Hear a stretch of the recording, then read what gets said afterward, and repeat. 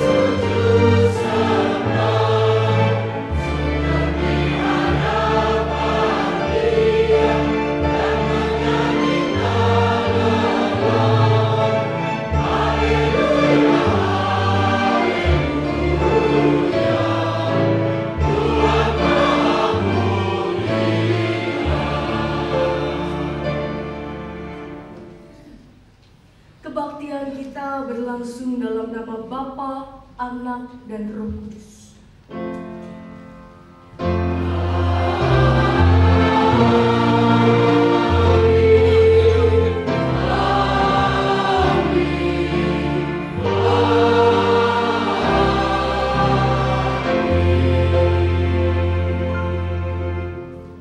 Kasih karunia dan damai sejahtera dari Allah Bapa kita dan dari Tuhan Yesus Kristus menyertai kita semua.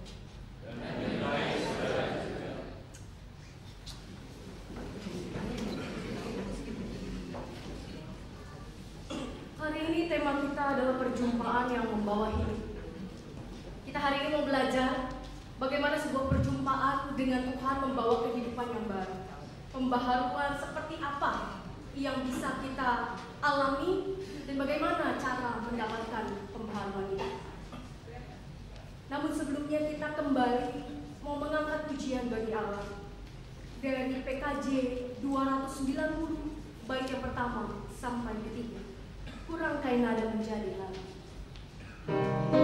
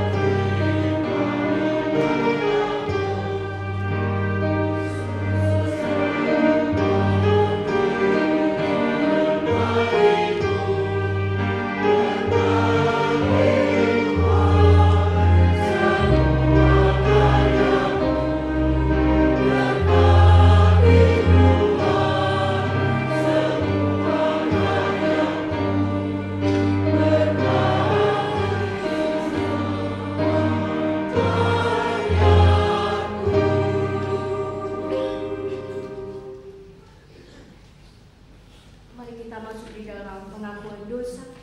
Saya mengundang Bapak Ibu terkasih untuk masuk di dalam doa pribadi. Mari kita berdoa.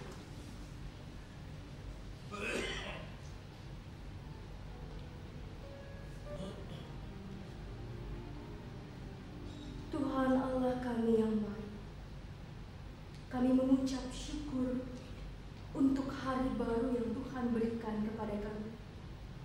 Kami mengucap syukur untuk kepercayaan Tuhan yang masih Kau berikan kepada kami untuk bisa menjalani kehidupan.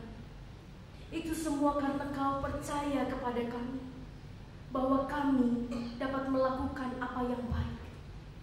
Engkau masih mempercayakan anak-anak kami kepada kami. Engkau masih mempercayakan suami dan istri kami kepada kami. Tuhan masih mempercayakan orang tua kami kepada kami. Namun seringkali kami tidak mempergunakan kepercayaan itu. Alih-alih bahkan kami menggunakannya untuk hal-hal yang salah.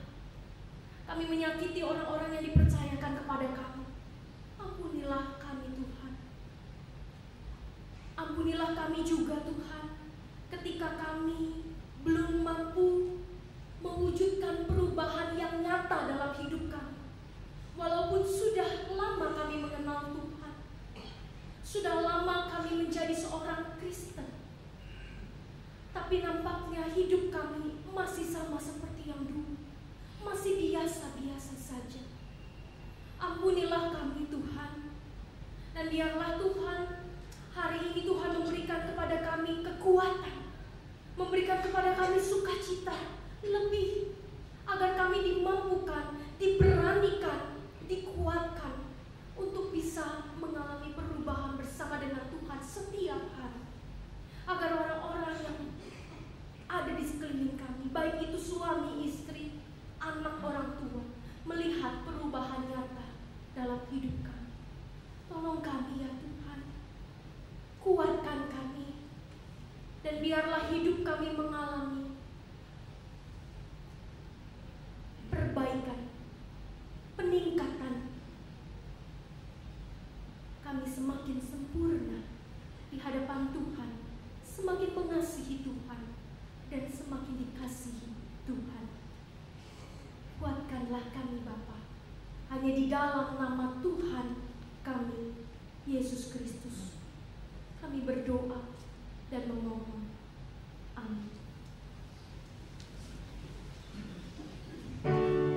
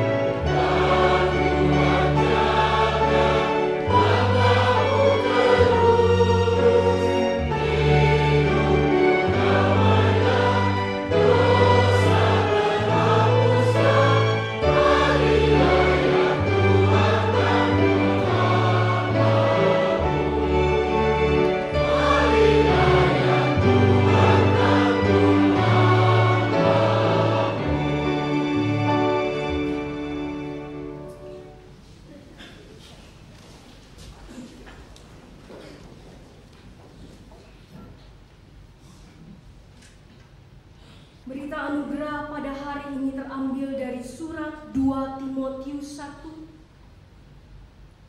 ayat yang ke-7 sampai ayat ke-8. Sebab Allah memberikan kepada kita bukan roh ketakutan, melainkan roh yang membangkitkan kekuatan, kasih, dan ketertiban. Jadi janganlah malu bersaksi tentang Tuhan kita, dan janganlah malu karena seorang hukuman karena ini, melainkan ikutlah menderita bagi Injilnya oleh kekuatan Allah. Demikian berita anugerah dari Tuhan.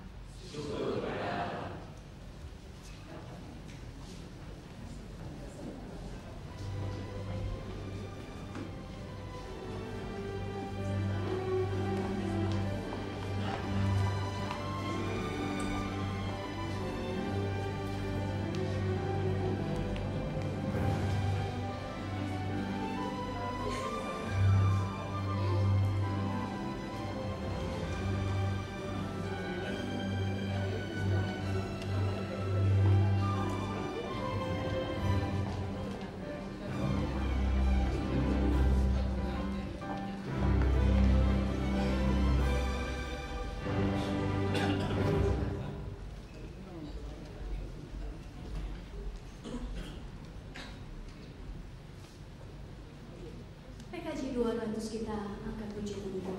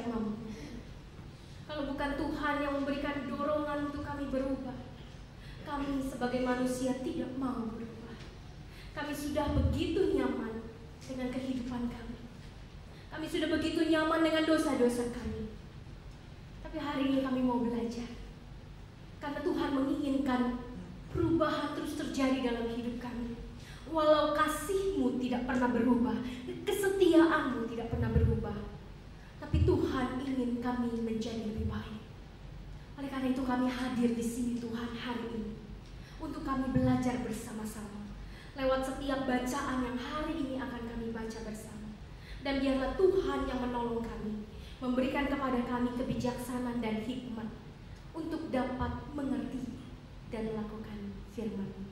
Demi Kristus, Engkau tolonglah setiap kami. Engkau jamahlah setiap hati kami. Engkau jamahlah setiap pikiran kami. Berikan kepada kami cara pandang yang baru. Dan biarlah Engkau juga menolong hamba-Mu di tengah keterbatasannya. Demi Kristus kami berdoa dan bersyukur. Amin.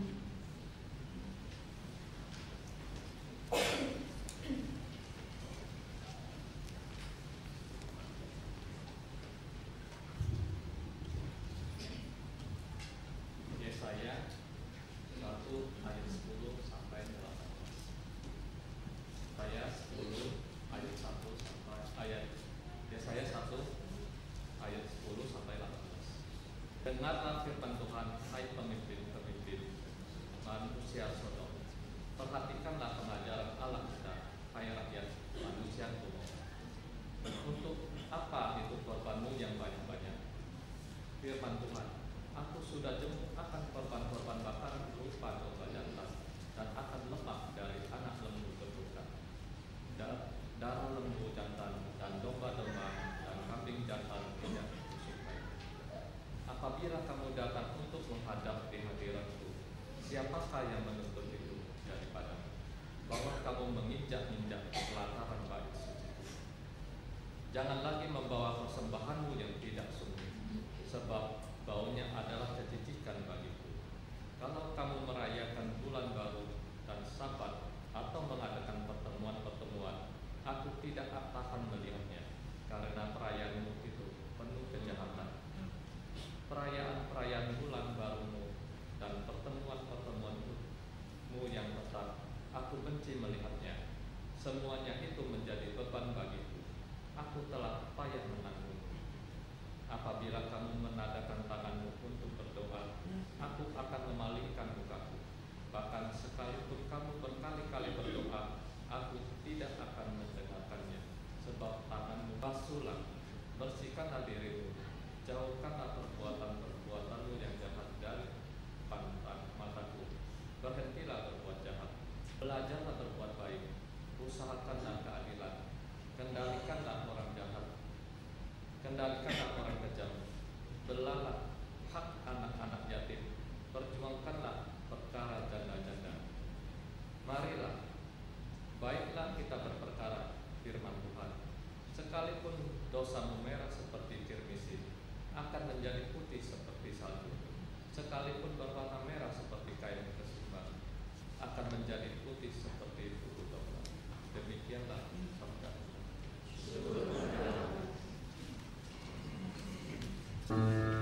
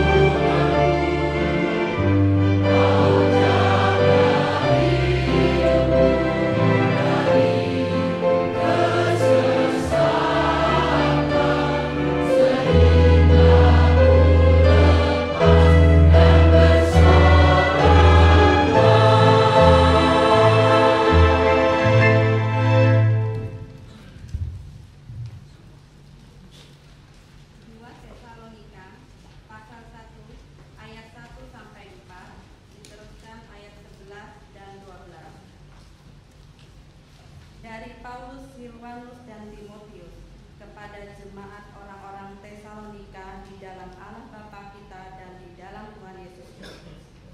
Kasih karunia dan damai sejahtera dari Allah Bapa kita dan dari Tuhan Yesus Kristus menyertai kamu.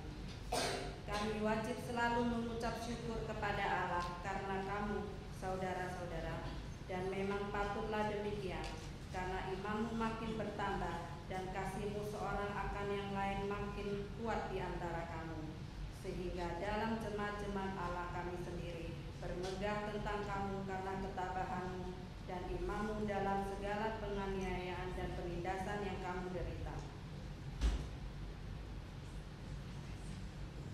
Karena itu kami senantiasa berdoa juga untuk kamu, supaya Allah kita menganggap kamu layak bagi panggilannya dan dengan kekuatannya menyempurnakan kehendakmu untuk berbuat baik dan menyempurnakan segala pekerjaan ilahi, sehingga nama Yesus Tuhan kita dimuliakan di dalam kamu dan kamu di dalam Dia, menurut kasih karunia Allah kita dan Tuhan Yesus Kristus.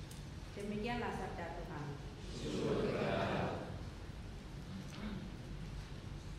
Kita akan bersama membaca Lukas 19 ayat 1 sampai 10. Lukas 19 1 sampai 10.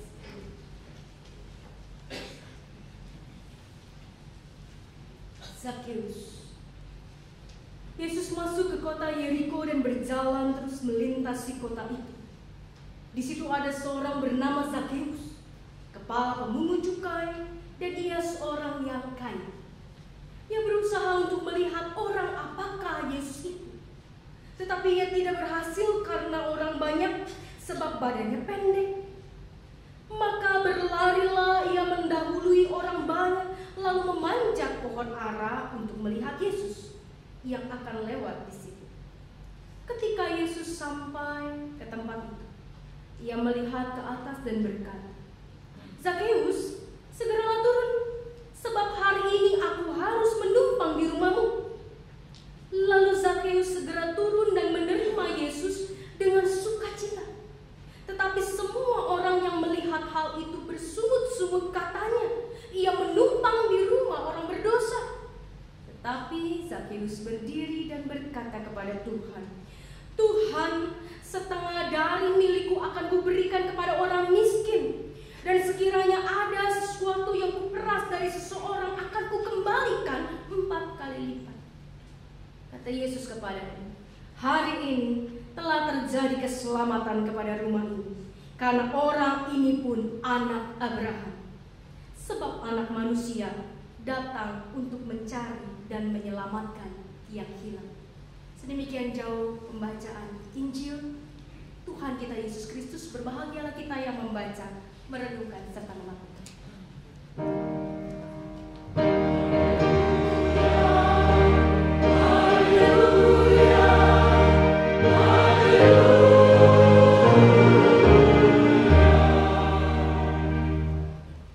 Bapak Ibu yang terkasih di dalam Tuhan, hari ini tema kita perjumpaan yang membawa pembaharuan hidup.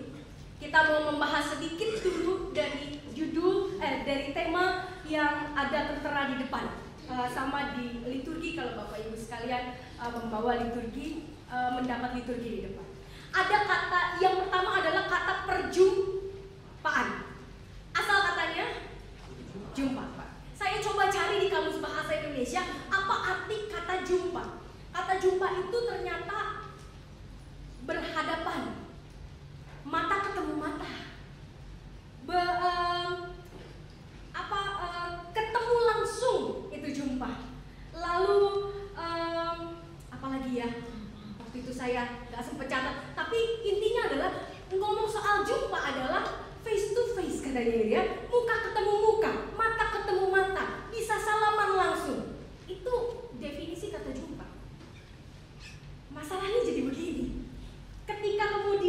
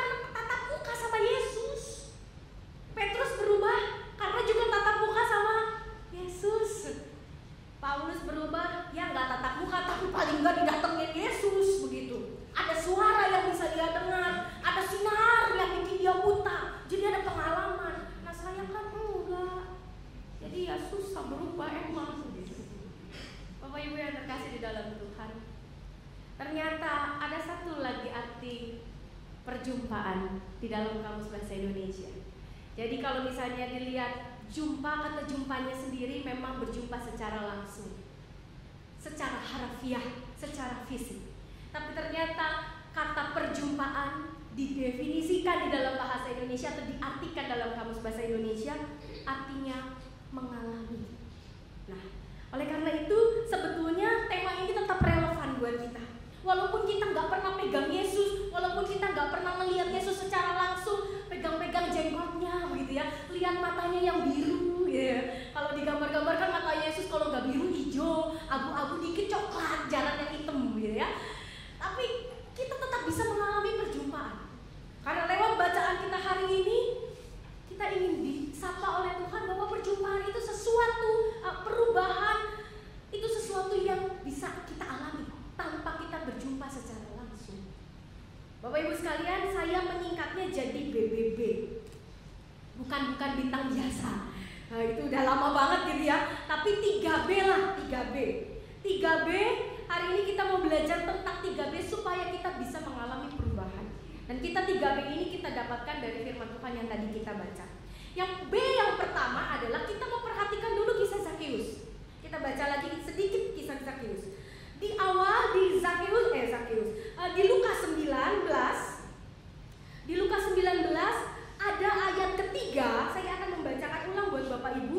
Lukas 19 ayat ketiga mengatakan, ia berusaha untuk melihat orang apakah Yesus itu.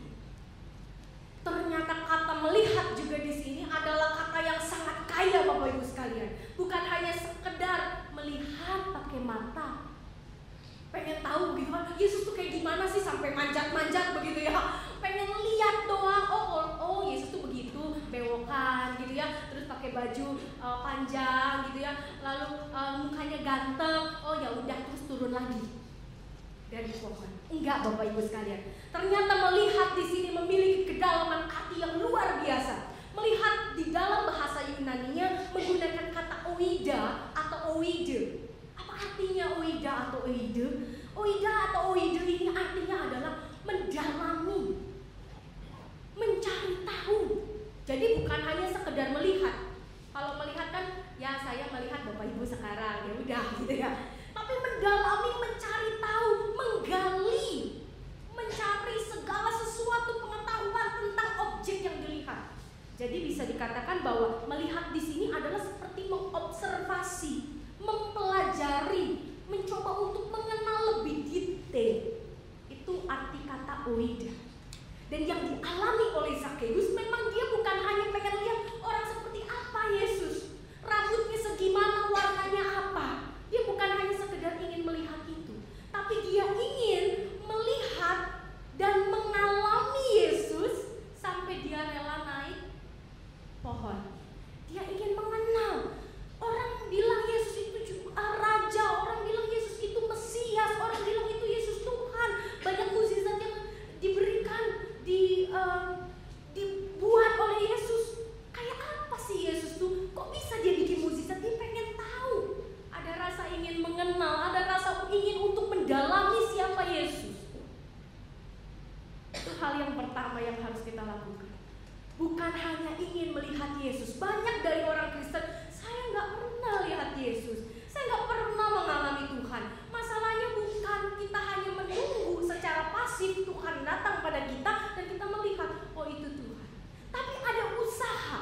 Lihat apa yang dilakukan oleh Zakeus. Bayangkan pada saat itu Yesus sedang jalan di tengah kota, lalu orang banyak, dan kalau dibilang banyak tuh artinya banyak sekali, karena waktu itu saja Yesus memberi makan bisa sampai 5.000 orang, dan itu cuma laki-laki. Kalau setiap laki-laki bawa istrinya, maka jadi 10.000.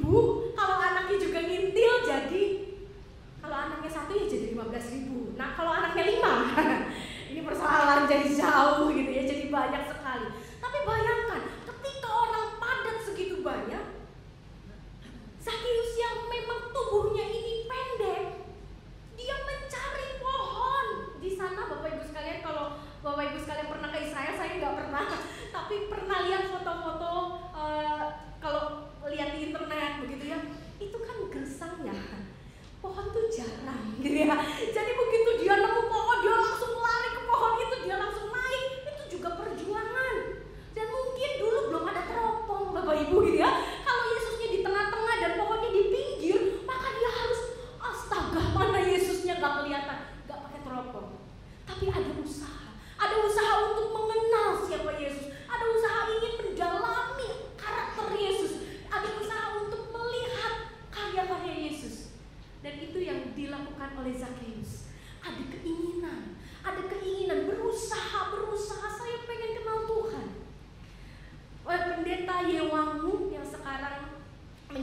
sebagai ketua PGI dulu menjadi dosen saya, dia pernah mengatakan begini, Tuhan itu besar sekali. Saking besarnya kita nggak bisa mengenal dia 100%. Makanya tiap hari kita harus mengenal dia, mengenal dia, mengenal dia.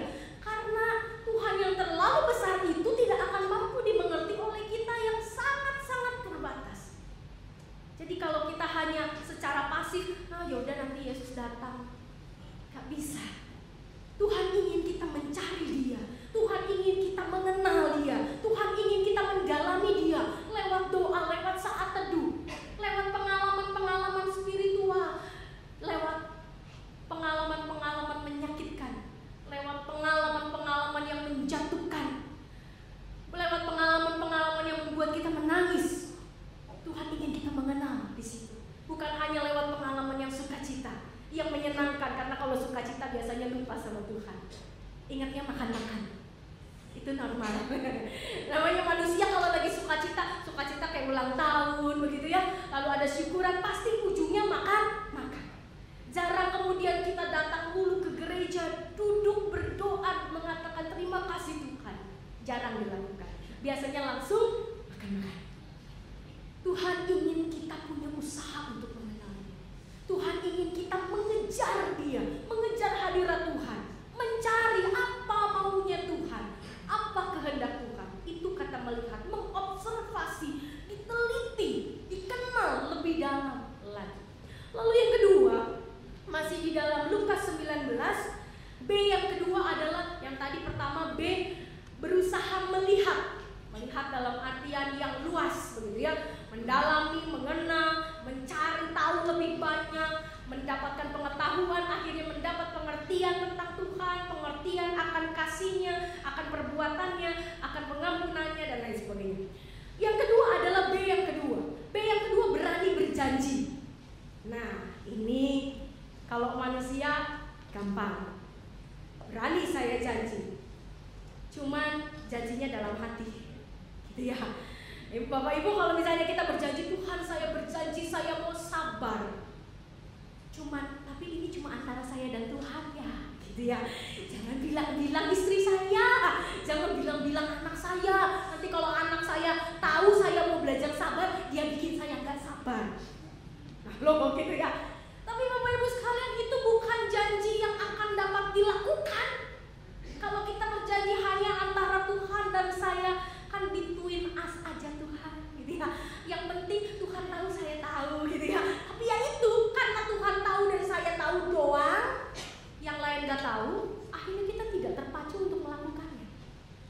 Berbeda kalau kita katakan pada anak kita katakan pada suami kita katakan pada istri kita bilang, Papa mau belajar sabar, Papa mau belajar enggak cepat marah-marah, Mama mau belajar berkata lembut. Anak juga bilang, Mama saya mau belajar untuk taat sama Mama. Tolong saya, doakan saya. Biasanya kita nggak berani, Bapak Ibu. Kenapa? Gengsi kita lebih gede. Tapi itu yang dilakukan Zakheus. Kalau kita perhatikan dalam Lukas 19, ketika kemudian orang-orang yang berkerumun itu melihat Yesus mau datang ke rumah Zakheus, semua orang yang melihat itu bersungut-sungut, katanya ia menumpang di rumah orang berdosa. Perhatikan ayat 8. Tetapi Zakheus berdiri, ada keberanian. Jadi di sini juga berani untuk berjanji di hadapan sesama. Dia berdiri, bukan hanya dia bilang sama Yesus, Yesus saya mau janji sama kamu, sini deh deketan gitu ya. Lalu dibisikin, Yesus saya janji nanti saya akan kasih setengah harta saya pada orang miskin. Dan kalau ada seseorang yang saya pungut, saya balikin 4 kali lipat. Tapi ini between us ya Yesus. Enggak. Zakheus tidak menjadi orang yang pengecut. Dia langsung berdiri dan dia mengatakan di depan orang-orang yang meremehkan dia, mungkin menganggap dia sangat rendah karena dia adalah seorang pemungut cukai, seorang pengkhianat bagi bangsa Yahudi sendiri. Dia berani berjanji. Tetapi Zakheus berdiri dan berkata kepada Tuhan, Tuhan, setengah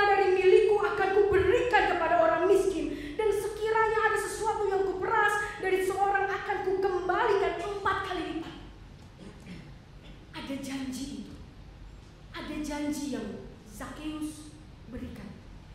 Ada janji yang Zakeus utarakan di hadapan orang banyak, dan orang banyak menjadi saksi bagi dia. Apa keuntungannya ketika berjanji di depan orang lain? Mungkin kita ada malu, ada gengsi gitu ya untuk janji depan orang lain, apalagi depan anak kita. Apalagi kalau misalnya kita bikin salah sama istri kita, kita janji, saya nggak akan begitu lagi, mah, percaya deh. Lalu si istri bilang, masa sih, kayaknya nggak mungkin papa nggak ngulangin kesalahan begitu ya. Mungkin ada hal seperti itu. Tapi Bapak Ibu sekalian, ada keuntungannya. Karena saat itu juga kita bisa mengatakan kepada suami istri kita, kepada anak kita, tolong doakan papa, doakan mama, doakan saya, agar saya bisa melakukan apa yang sudah saya janjikan itu. Dan kontrol sosial jauh lebih kuat. Kalau bayangkan ya Bapak Ibu sekalian, Zakeus udah janji di depan Yesus begitu ya, di depan orang banyak, dan Zakeus tidak melakukannya, bisa dirajam dia. Benar kan ya? Dan dia pasti berusaha semaksimal mungkin untuk bisa melakukan apa yang sudah dijanjikan dia itu. Pasti itu. Karena ada beban moral. Jadi ketika kita berani berjanji di hadapan Tuhan, beranilah berjanji di hadapan sesama juga. Walaupun kalau kita belum bisa melakukan janji itu, paling nanti sesama kita, suami, istri, anak bilang, tuh kan papa udah janji tapi tetap dilanggar. Malu kan? Tapi karena rasa malu itu kita berubah. Karena rasa malu itu kita, oh iya, saya sudah janji. Ayah macam apa saya sudah berjanji tapi tidak menepati. Ibu macam apa saya sudah berjanji tapi tidak menepati. Anak macam apa saya sudah berjanji pada orang tua saya tapi tidak menepati.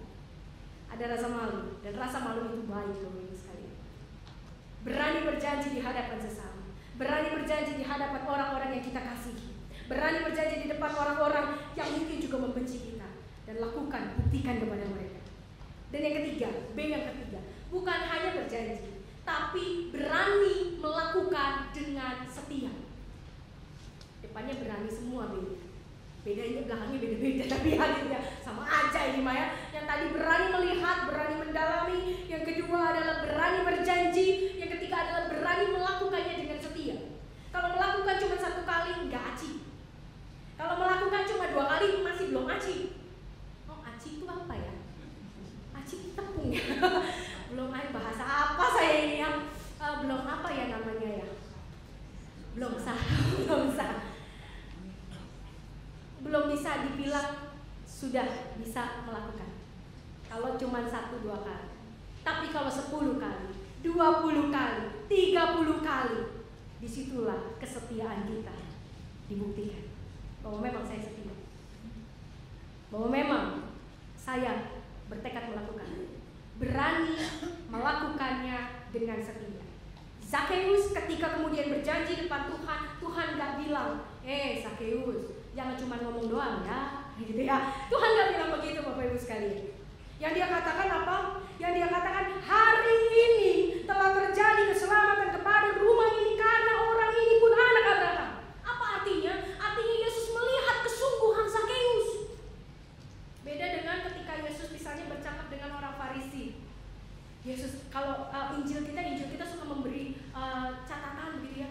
Tetapi Yesus mengetahui apa yang ada di dalam hati orang itu, gitu ya. Ada berapa kali kita baca ketika Yesus beradu argumen pendapat dengan orang Farisi, Alkitab memberi catatan, tetapi Yesus mengetahui apa yang ada di dalam hati orang itu. Tapi di sini Alkitab tidak mengatakan itu. Alkitab malah mengatakan Yesus berkata kepadanya, hari ini telah terjadi keselamatan kepada rumah ini karena orang ini pun anak Abraham. Apa artinya Bapak Ibu sekalian buat kita? Artinya Yesus tahu kedalaman hati Zakeus, dan Yesus tahu bahwa Zakeus akan melakukannya. Karena arti nama Zakeus bukan orang pendek Bapak Ibu sekalian. Kenapa kisah ini dimasukkan di dalam Lukas dan hanya ada di Lukas? Bapak Ibu boleh cek Matius, Markus, Yohanes, tidak ada kisah Zakeus, hanya ada di Lukas. Kenapa Lukas memasukkan Zakeus? Karena arti kata Zakeus adalah tulus. Kita selama ini mungkin punya cucu, punya anak, gak mau kasih nama Zakeus, nanti anak saya jadi pendek. bahaya gitu ya, itu mengedoain anak jadi pendek, jadi pemungut cukai begitu ya, jadi pemungut pajak begitu ya. Waduh, bahaya, korupsi nanti. Enggak Bapak Ibu sekalian. Arti nama dari Zakheus adalah tulus, pure. Ada ketulusan yang memang ada dalam hati Zakheus. Ketika dia mau berubah, dia sungguh-sungguh mau berubah. Jadi Bapak Ibu sekalian, lakukan 3B. Baru bisa kita berubah. Kenali Tuhan, dalami Tuhan. Kita bilang, aduh susah untuk berubah. Iya, tapi kalau kita dalami Tuhan kita kenal janji-janjinya, kita tahu apa yang akan Dia lakukan untuk kita dapat mewujudkan perubahan, maka kita pasti bisa berubah. Karena ada semangat, ada sukacita, ada api di dalam hati kita, ada api di dalam diri kita, ada dorongan yang kuat dari Kristus sendiri. Karena Kristus yang memampukan. Dan ketika kita berani berjanji, ada kontrol sosial yang terus mengingatkan kita, papa janji lo gak marah, gitu ya. Bagian papanya mau marah, baru narik napas anaknya, papa janji lo, iya saya janji, gitu ya. Ada kontrol sosial. Kita ditolong oleh anak-anak kita ditolong oleh istri kita ditolong oleh suami kita ditolong oleh sesama umat kita. Tapi kalau misalnya ada orang cerita sama kita, saya janji saya nggak bakal selingkuh lagi, misalnya bukan temen gitu ya, saudara seiman gitu ya, jangan kita bilang ke orang lain, dia janji loh nggak bakal selingkuh lagi, enggak, jangan gitu ya, itu namanya menyebarkan aib, beda. Tapi Bapak Ibu sekalian, ketika ada orang berjanji pada kita doakan juga. Ketika suami kita berjanji pada kita, istri kita berjanji, anak-anak kita berjanji, orang tua kita berjanji, doakan mereka agar mereka dimampukan untuk melakukan janji-janji mereka hari itu. Sama seperti ibadah pernikahan, kan ada janji ya. Kemarin baru ada yang menikah jemaat kita, anak Ibu Esther dan Pak Hendratno. Mereka berjanji dan kemudian di dalam liturgi itu doakanlah mereka agar mereka dapat memenuhi janji-janji yang mereka katakan hari ini. Ketika ada orang janji dan ketika ada orang tidak melakukan janji itu, jangan dikecilin atau jangan disalahin, tapi dukung terus. Dengan begitu kita juga mendukung orang lain berubah. Jangan putus asa. Dia mah gak bakal berubah, pasti deh. Jangan putus asa, terus dukung. Dan yang tadi, yang ketiga, berani untuk melakukannya dengan setia. Itu kembali lagi kepada kita. Seberapa kuat, seberapa mau, seberapa besar kemauan kita untuk melakukan apa yang sudah kita janjikan itu. Apa dampaknya ketika kita sudah berubah? Dampaknya di Tesalonika, Bapak Ibu sekalian. Tesalonika tadi kita mengatakan, ayat 12, sehingga nama Yesus Tuhan kita dimuliakan di dalam kamu dan kamu di dalam Dia menurut kasih karunia Allah kita dan Tuhan Yesus Kristus. Sehingga nama Yesus Tuhan kita dimuliakan di dalam kamu. Artinya ketika kita berubah, bukan kita saja yang mendapat pujian, yang mendapat keuntungan, tapi Tuhan dimuliakan. Justru pertama-tama karena Tuhan dimuliakan. Dan ketika kita ditanya orang, kenapa kamu bisa berubah? Karena Tuhan saya yang memampukan. Di situ kita menjadi saksi. Di situ kita bisa menyebarkan kuasa Tuhan kepada orang-orang di sekeliling kita. Jangan seperti yang tadi ditulis di Yesaya. Tuhan tidak mau kita hanya sekedar beribadah. Tuhan tidak mau kita hanya sekedar datang ke gereja. Tuhan tidak mau kita hanya sekedar melakukan rutinitas ibadah kita, baik itu lewat doa makan ataupun doa sebelum tidur. Tapi Tuhan mau kita berubah. Penjahat yang paling jahat bukanlah pembunuh, bukanlah koruptor yang mengambil segitu banyak uang rakyat. Tapi penjahat yang paling jahat adalah setiap kita yang setiap minggu datang ke gereja tapi tidak melakukan perubahan. Itu adalah penjahat yang paling jahat. Jadi marilah kita tidak jadi penjahat demikian. Setiap minggu kita datang ke gereja harus ada perubahan yang ada di dalam hati kita. Nggak usah banyak, sedikit demi sedikit, tiap hari, tiap sifat Yesus mengubahku. Dikit demi sedikit. jadi bukit. Tuhan Yesus memberkati. Amin.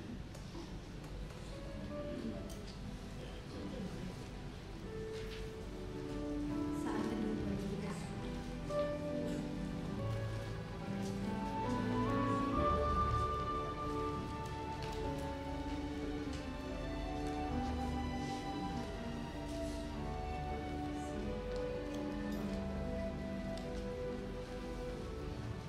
Paduan suara talenta akan memuji Tuhan.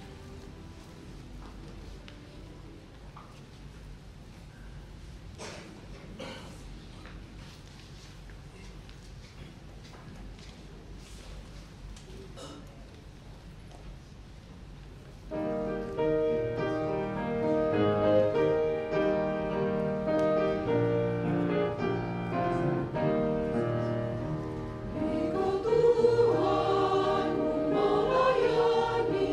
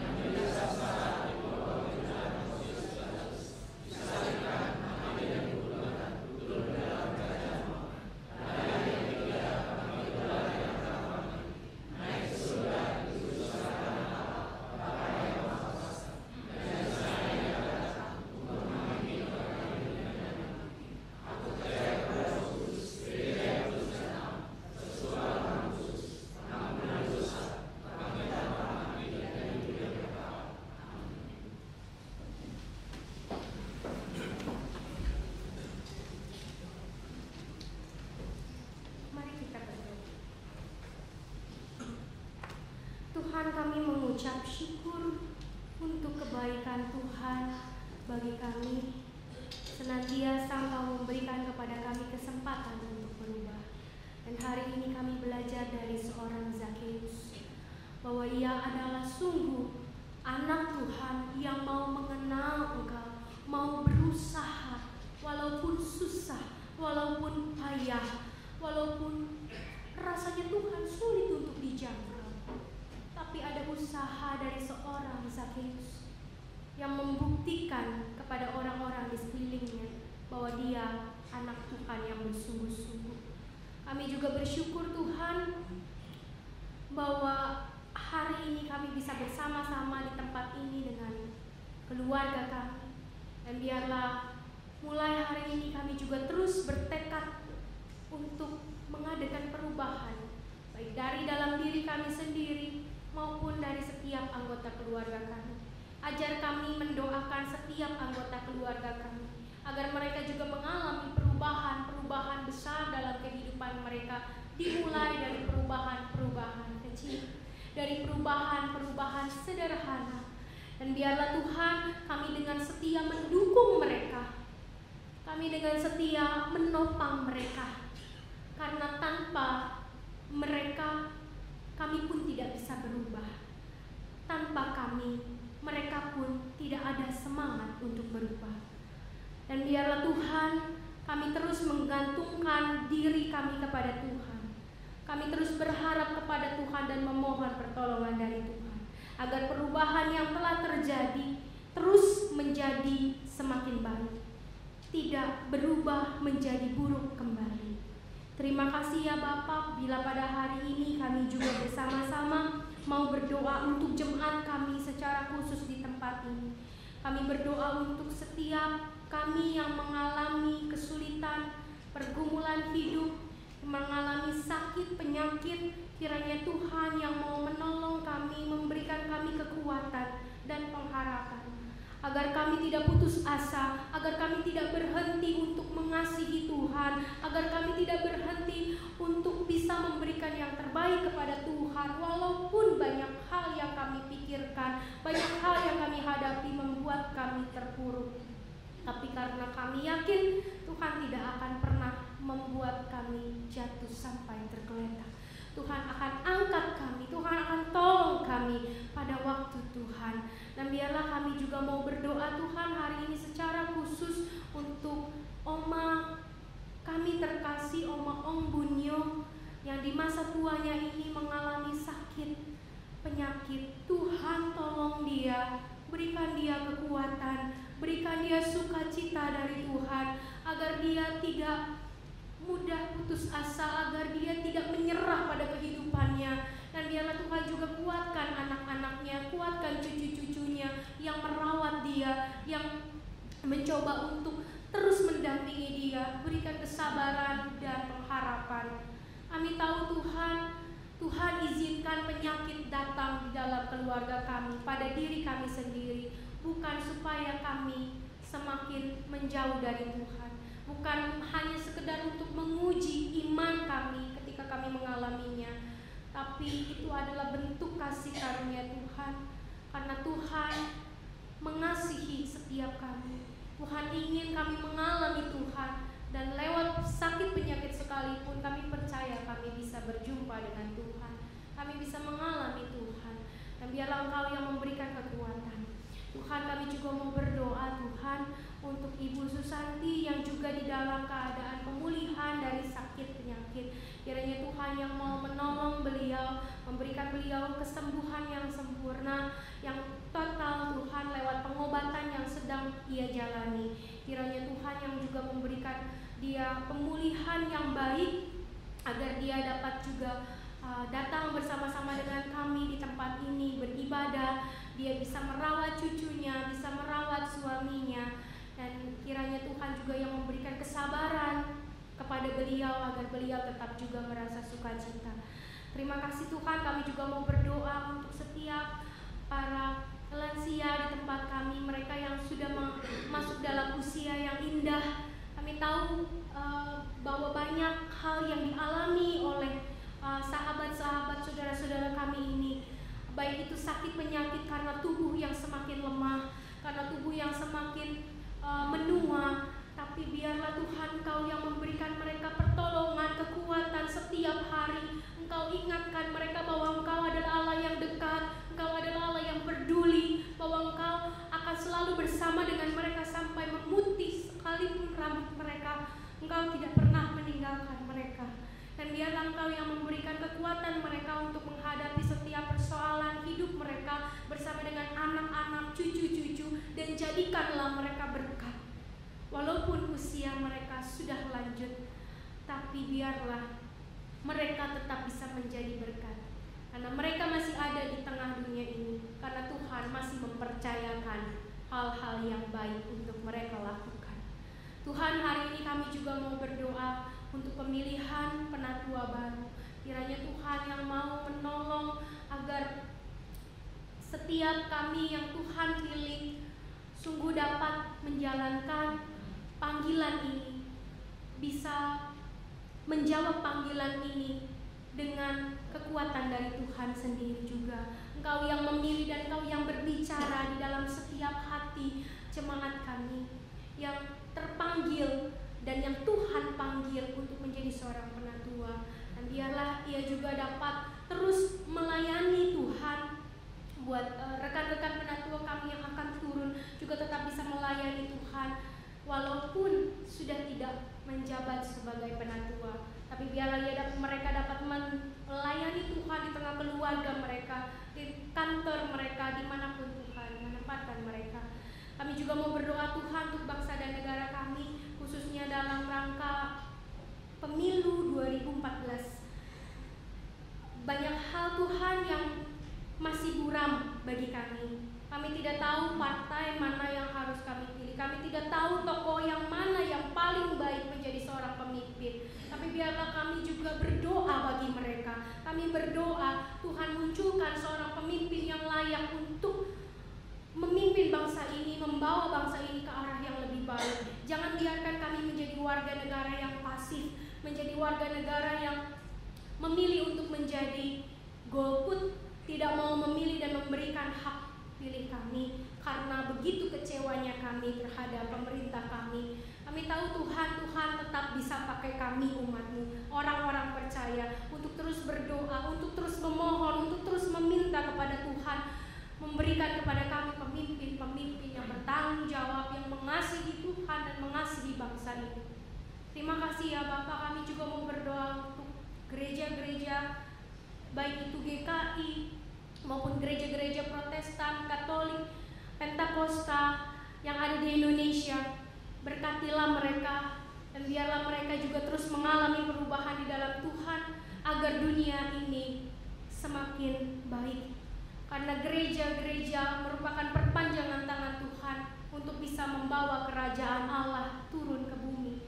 Jadikanlah kami Tuhan alat-alat-Mu, jadikanlah kami Tuhan anak-anak-Mu yang setia dan bisa terus menunjukkan perubahan dalam hidup kami sehingga nama-Mu dimuliakan. Hanya di dalam nama Tuhan Yesus Kristus kami memohon, kami mengucap syukur, kami berdoa, dan hanya di dalam nama Tuhan Yesus yang telah bersama-sama mengajar kami berdoa. Bapa kami yang di surga, kuduskanlah nama-Mu, datanglah kerajaan-Mu, jadilah kehendak-Mu di bumi seperti di surga. Berikanlah kepada kami pada hari ini makanan kami yang secukupnya, dan ampunilah kami yang bersalah kami, seperti kami juga mengampuni orang yang bersalah kepada kami. Dan janganlah membawa kami ke dalam pencobaan, tapi lepaskanlah dari yang baik. Engkau yang punya kerajaan, kuasa, dan kemuliaan sampai selama-lamanya.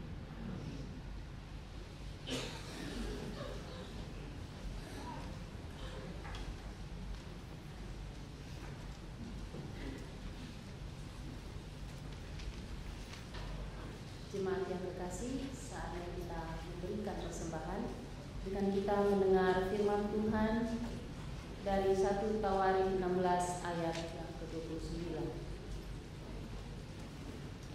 Berilah kepada Tuhan kemuliaan namanya, bawalah persembahan dan masuklah menghadap Dia. Sujudlah menyembah kepada Tuhan, dengan berhiaskan kekudusan.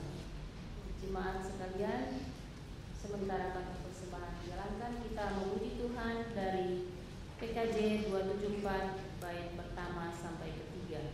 Pakailah waktu anugerah Tuhan.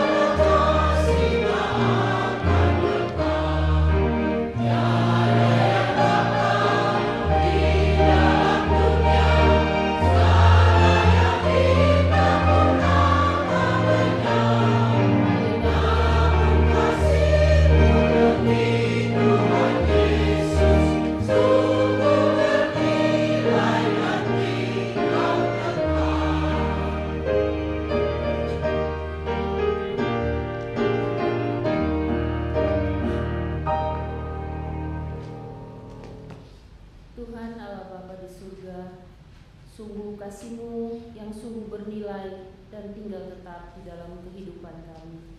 Kami bersyukur Tuhan untuk kasih dan anugerah-Mu yang tidak pernah habis-habisnya berlimpah di dalam kehidupan kami. Tuhan, saat ini kami memberikan persembahan kepada-Mu sebagai ungkapan syukur kami. Berkati dan kuduskan persembahan kami ini Tuhan, yang kami berikan dengan penuh sukacita. Terimalah persembahan kami ini Tuhan, dan ajarlah kami juga untuk memberikan hidup kami, tubuh kami, untuk menjadi persembahan yang hidup dan berkenan kepada-Mu. Berilah kami hikmat dan bijaksana Tuhan di dalam mengelola persembahan ini, sehingga bisa menjadi berkat bagi banyak orang. Terima kasih Tuhan, terpujilah Engkau. Di dalam nama Yesus kami berdoa dan bersyukur. Amin. Dengan tetap berdiri kita akan menyanyi dari PKJ 239 bait pertama sampai yang ketiga, Perubahan Besar.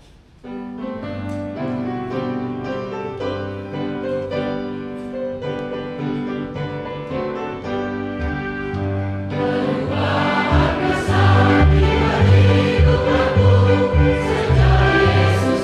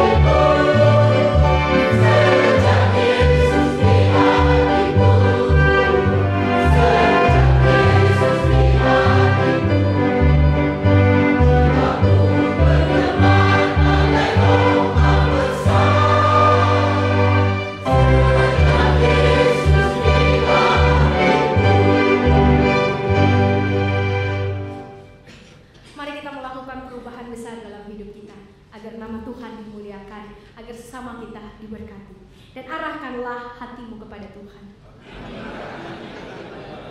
Jadilah saksi Kristus. Terpujilah Tuhan. Pergilah dengan sejahtera dan terimalah berkat Tuhan. Tuhan memberkati engkau dan melindungi engkau. Tuhan menyinari engkau dengan wajah-Nya dan memberi engkau kasih karunia. Tuhan menghadapkan wajah-Nya kepadamu dan memberi engkau damai sejahtera.